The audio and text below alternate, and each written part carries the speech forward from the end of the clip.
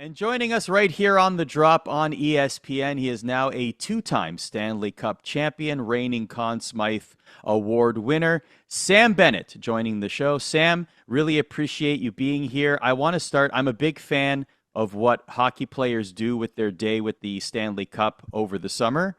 I know that you had a really cool charitable component to it, but more generally, I'm curious. You won it back to back, so how much changes from your second day with the cup to the first day with the cup? Do you go to the same places? Do you invite the same people? Do you do things completely different? Take us into that thought process. It was definitely a lot smoother process the second time around. You know more what you want to do, and I mean, we were obviously super fortunate to get 2 days, so um, we kind of did it differently. We still did a couple of the same stops, like we went to the same hospital together, but I made it a lot smaller this year. I think the year before it was over 200 people came, and this year was about 50. So cut that number right down, and it was more intimate, close family and friends, which was it was nice because I got more time to spend it with the cup and you know more of my closer people. Obviously, the year before was amazing too with getting to share that with a lot more people, but this year was a lot more intimate, so it was definitely nice to have that luxury. See, Wish, if you plan a wedding, it sounds similar, right? Like you want an intimate wedding versus a large wedding. Like it sounds Yeah, very, very similar. yeah. So we kind of got to test out both, which was great. Fantastic. Hey, you and I have talked before about the charity that you help run, Benny's Buddies, which pays adoption fees for shelter animals. But I don't think that you and I have ever talked about your own pet. I've got a mini Australian named Sneakers. She's both my best friend and the most annoying thing in my life. What is your relationship with your dog like? Yeah, that I mean you couldn't have summed it up better. My dog Billy is she's the sweetest girl ever, and she can also be the biggest terror ever. But no, we love her to death, and we you know it's hard to think about life without her now. She's just such a big part of it. So um, even on those hard days when she wants lots of attention, she's still amazing. So we really love her. Speaking of annoying relationships, that's how I would have described you and Brad Marchand at the very beginning. But then I'm curious. They'll take us back to like even Four Nations when you guys, all those news stories about you guys interacting and playing on the same line and all this stuff. I'm just curious, like, how do you look back on the first time you were going to play with him on Team Canada, then he gets traded to your team, and now your relationship now? Like, how do you look back on that progression, your friendship, your relationship with Brad? Yeah, I mean it's now our relationship's unbelievable. Definitely the first game or the first time meeting him at Four Nations, wasn't really too sure how he would be, and he was right away, super outgoing, super nice. He was chirping me right away about it, about the whole the situation in the playoffs, and he just made it super light and made it. He really just really broke the ice right away, and I think just from there, our relationship's really grown a lot, and we've actually gotten really close over the short period of time that I've known him. But yeah, he's one of those all-time teammates that is just one of the best guys to have around. Art, I mentioned you won the Conn Smythe, your playoff MVP, in the Cup win last season. Like reflecting on it, what did that mean to you? What sort of moment is that for thinking back to you being the kid in the driveway playing hockey, that kind of thing?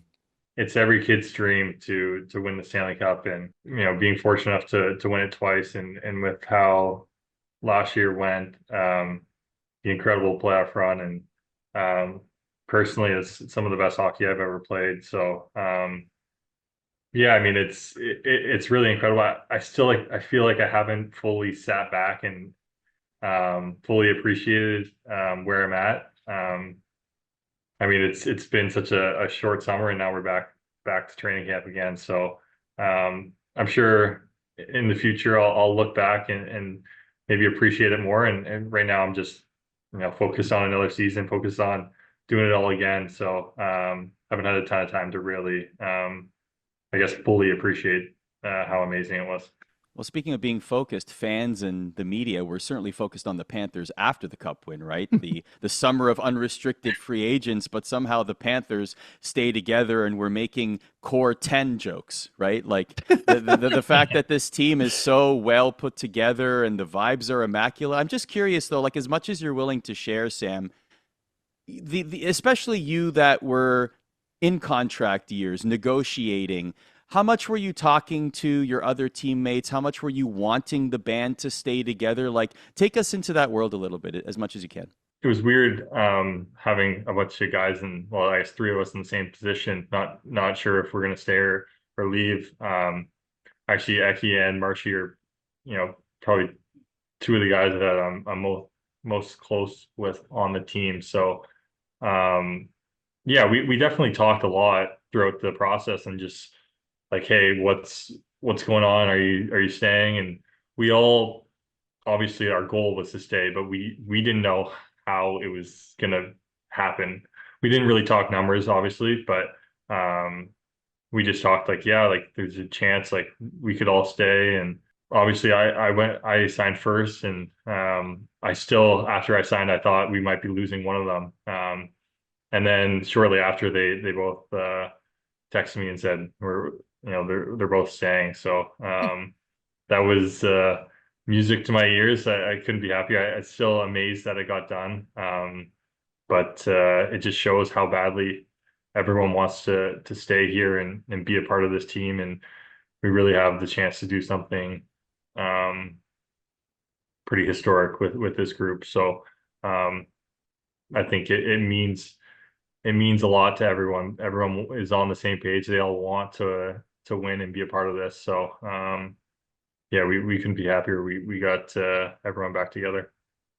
Yeah, I was going to ask you about that, Sam. Like, we're talking about an accomplishment if you guys pull it off for a third time that no one's done since the dynastic Islanders of the early 1980s, right? And, you keep the band back together, like Arda mentioned. The first time you win, the motivation's there. You're starving for the cup. Then you want to win it a second time because it felt so good. And now it's the third time. And so what is the prime motivation for the Panthers to make a fourth straight trip to the Stanley Cup final to win a third cup? And is it partying in South Florida after you win it? Yeah, I mean that's a good part. That's a lot of fun. The celebrations after I think we topped our celebrations this year after the first year. But no, I think the motivation is just it's addicting winning. It truly is, and we've got the taste of it now, and I think we know what it takes and how much it takes, and everyone's prepared to do the work to do it again. And I think everyone's as addicted as I am to the feeling of winning. And yeah, we're not close to stopping. So, Sam, I'm the Canadian of the show. Wish is the American of the show. I'm obviously very happy after the results of Four Nations. The Olympics is coming up. This is circled on every hockey fan's calendar, every sports fan's calendar. I want you to be completely biased with this answer. Sam Bennett, cater to my patriotic heartstrings here. Why will Team Canada win gold at the Olympics? I mean, we have, I mean, you just look at that roster. It's incredible roster.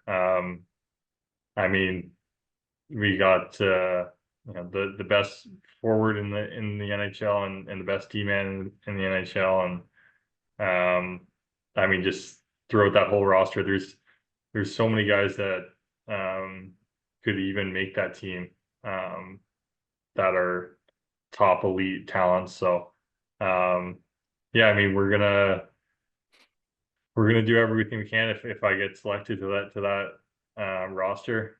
Obviously, we know how much hockey means to Canadians and how important an Olympic gold is. So we feel that weight, and yeah, we would definitely be doing everything we can to bring gold home. You're cooked, Wish. You're cooked. You got a lot going for you, but you know what you don't have? You're not due. We haven't won since 1980. That's a long time. We're due. We're due for a goal at some point. Last one, Sam. You've had the honor, I believe, in playing in an outdoor game when you were with Calgary in Saskatchewan, correct? That's correct. Yeah. Yeah. So now you get this one. I'm sure the atmosphere might be a little bit different at the Miami Marlins Stadium, but the Panthers get their first outdoor game. What are your thoughts on outdoor hockey in South Florida at the Winter Classic? Yeah, I think it's going to be amazing. I still look back at that outdoor game, and it was an amazing experience. The weather was definitely a little different than it's going to be in Florida, but I'm sure it's going to be an amazing experience. It's just such a unique way to play the game, and I think it's the best way to play the game is outdoors. So it'll be a cool experience for all the fans, I'm sure, and us players are really looking forward to it as well. Sam Bennett joins us here on ESPN's The Drop. Sam, really appreciate your time. Thanks for this. Yeah, thanks, guys.